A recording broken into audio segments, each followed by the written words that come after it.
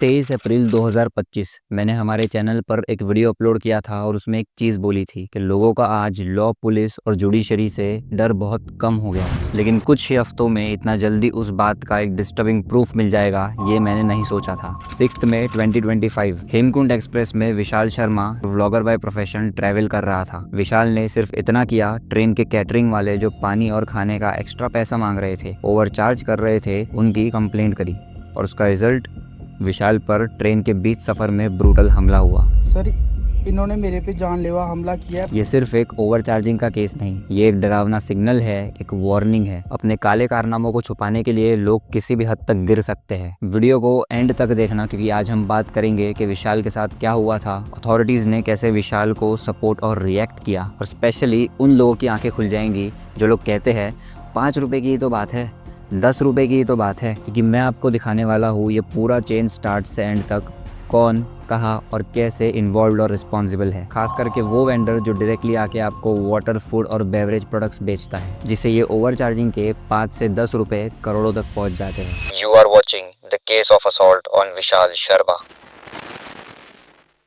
6 मई 2025 विशाल शर्मा 29 ईयर्स का एक ट्रैवल ब्लॉगर जो ऋषिकेश से ट्रैवल कर रहा था हेमकुंट एक्सप्रेस ट्रेन नंबर 14609 के 3rd AC कोच B1 में। शाम 5:20 पे ट्रेन शुरू होती है और सुबह 7:10 पर ट्रेन पहुंचनी थी श्री माता वैष्णो देवी कटरा। ये 679 किलोमीटर का सफर था। वाइल ट्रैवलिंग विशाल ने कुछ ऐसा नोटिस किया जो इंडियन रेलवेज में रोज होता है, लेकिन लोग चुप रहते हैं। ओवरचार्जिंग। 15 रुपीज की रेल नीर की जगह 20 रुपीज में वंडर एक्वा की पानी की बोतल बेची जा रही थी। वंडर एक्वा, ये याद रखना, इसकी बात हम आगे करेंगे। कॉफी 10 रुपीज की जगह 20 रुपीज में, नूडल्स 40 रुपीज की जगह 50 रुपीज में। विशाल ने ये सब रिकॉर्ड किया और रेल मदद ऐप पर कंप्लेंट फाइल करी, जिसके चलते पेंट्री वालों पर 50,000 से 1 लाख तक का फाइन पड़ा होगा। और आधी रात के आसपास पेंट्री स्टाफ, जिसे वेंडर पवन कुमार लीड कर रहा था, विशाल के अपर बर्थ पर चढ़ गए, बाल खींचकर मारने लगे। हाथों से उसके खून निकल रहा था और कपड़े भी फाड़ दिए गए।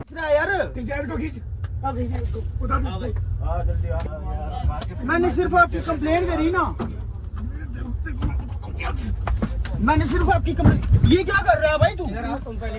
भाई मैंने सिर्फ कंप्लेंट करी ना यार, आपकी क्या कर रहे हो यार आप? ये भाई कहाँ डाल? सो देखो खून वून लग गया यहाँ, क्या हालत बना दी, कपड़े उपड़े फाड़ दिए। बट फॉर्चुनेटली विशाल ने ये सब कुछ रिकॉर्ड कर लिया था। विशाल ने नेक्स्ट डे यानी कि 7th में सुबह 4 बजे के आसपास कटवा स्टेशन पर उतरकर GRP गवर्नमेंट रेलवे पुलिस से हेल्प मांगी। FIR जो तभी रजिस्टर होनी चाहिए थी, वहाँ कुछ ना कुछ पासिंग द पास खेला जा रहा था और उस टाइम पर FIR भी रजिस्टर नहीं हुई। वल्नरेबल और इंजर्ड होने के बाद फ्रस्ट्रेटेड एंड हेल्पलेस विशाल ने सोशल मीडिया का सपोर्ट लिया। 7th में सुबह 8:22 पे विशाल ने यूट्यूब पर एक 28 मिनट का व्लॉग और X पे एक पोस्ट किया। This is the passenger security in 3rd AC of Indian railway, #shame when I complained about overcharging in train by pantry an attempt was made to kill me। Post viral हो गया, हजारों comments आए, लोगों ने बहुत support किया। Public outreach इतना ज़्यादा था कि अथॉरिटीज़ ने तब जाकर रिएक्ट किया और 8 मई 2025 को IRCTC नॉर्थ जोन ने केस एस्केलेट कर दिया सीनियर ऑफिशियल्स तक। उनके official X handle IRCTC official ने लिखा, sir it is being escalated to concerned official for necessary immediate action. Railway Seva ministry के ग्रीवेंस आर्म ने भी कहा, the case is being taken with utmost seriousness. A penalty of ₹5 lakh has been imposed on the caterer, Hotel Rajasthan. An FIR has been lodged by GRP Kathua. The matter remains under strict watch. Stern action will follow based on the investigation outcome. 9 मई 2025 को hotel Rajasthan का catering contract terminate कर दिया गया। 5 से 7 साल के लिए ban और वेंडर पवन कुमार को ब्लैकलिस्ट किया गया। रेलवे मिनिस्टर अश्विनी वैष्णव ने कहा, केस क्लोज ऑब्जर्वेशन में है और ज़रूरत पड़ी तो और एक्शंस भी लिए जाएंगे। GRP ने FIR फाइल करी अगेंस्ट पवन कुमार और उनके बाकी के staff members under various BNS sections for assault and criminal intimidation. Case अभी भी कठुआ कोर्ट में पेंडिंग है।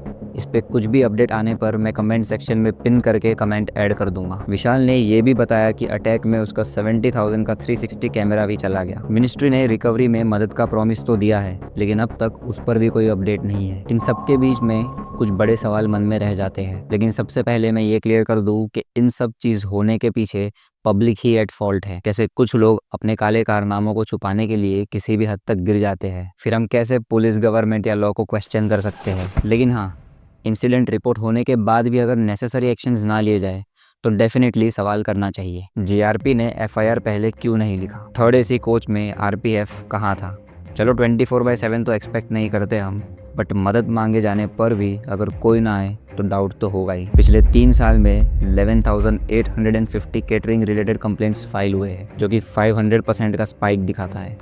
लेकिन सिर्फ 3 कॉन्ट्रैक्ट्स टर्मिनेट हुए हैं और टोटल 90 लाख रुपीस फाइन में जमा किए हैं। तो क्या यहाँ पर एनफोर्समेंट वीक है? इन सब का जवाब अगर हम जनता को मिलेगा तो हम कॉन्फिडेंट एंड सेफ फील करके इंडियन रेलवेज में ट्रैवल कर सकते हैं।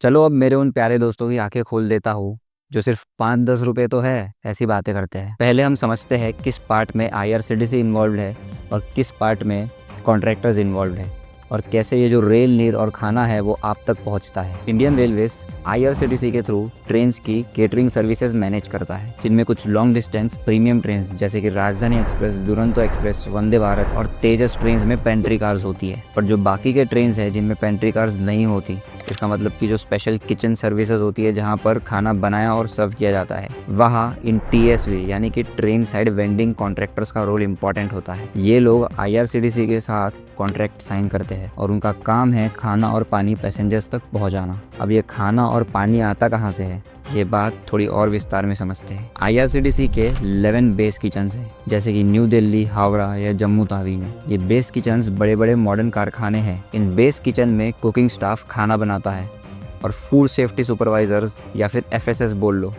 हर चीज़ पर नज़र रखते हैं, टेस्ट, हाइजीन और एफएसएसआई के स्टैंडर्ड्स का।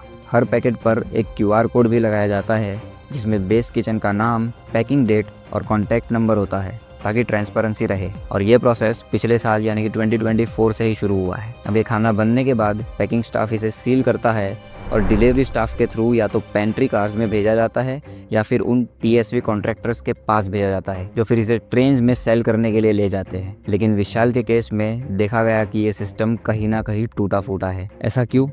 अब याद करना वो वंडर एक्वा पानी की बोतल, जो इस केस में एक बहुत इंपॉर्टेंट मुद्दा है। असॉल्ट के साथ साथ इस बात पर भी ध्यान देना जरूरी है। इंडियन रेलवेज के रूल्स के हिसाब से ट्रेन में सिर्फ रेल नीर ही भेजा जा सकता है। 1 लीटर बॉटल का प्राइस है 15 रुपीज़ और 500 मिलीलीटर बॉटल का प्राइस है 10 रुपीज़। ये रेल नीर का पानी आईआरसीटीसी के 16 अलग अलग प्लांट से आता है, which are located at places like Nangal dam, Bilaspur वगैरह वगैरह। इन प्लांट्स में पानी को केमिकल और माइक्रोबियल टेस्ट के थ्रू पास किया जाता है ताकि वो ब्यूरो ऑफ इंडियन स्टैंडर्ड्स के हिसाब से बिल्कुल सेफ हो। एफएसएसआई के फूड सेफ्टी सुपरवाइजर्स यहाँ भी नजर रखते हैं और ये पानी सील बॉटल्स में पैक करके बेस किचन्स, स्टैटिक यूनिट्स या डायरेक्ट टीएसवी कॉन्ट्रैक्टर्स के पास भेजा जाता है। कॉन्ट्रैक्टर्स इन बॉटल्स को ट्रेन्स में ले जाते हैं और वेंडर्स उन्हें पैसेंजर्स को बेच देते हैं। लेकिन इस केस में विशाल के साथ क्या हुआ, उसे रेल नीर की जगह वंडर एक्वा की बॉटल थमा दी गई, और वो भी 20 रुपए में, जबकि रेल नीर का प्राइस 15 रुपीज़ होता है फॉर 1 लीटर बॉटल। ये भी एक बड़ा वायोलेशन है, क्योंकि आईआरसीटीसी के रूल्स के हिसाब से सिर्फ अप्रूव्ड प्रोडक्ट्स ही बेचे जा सकते हैं और रेल नीर छोड़कर कोई और ब्रांड बेचा नहीं जाना चाहिए,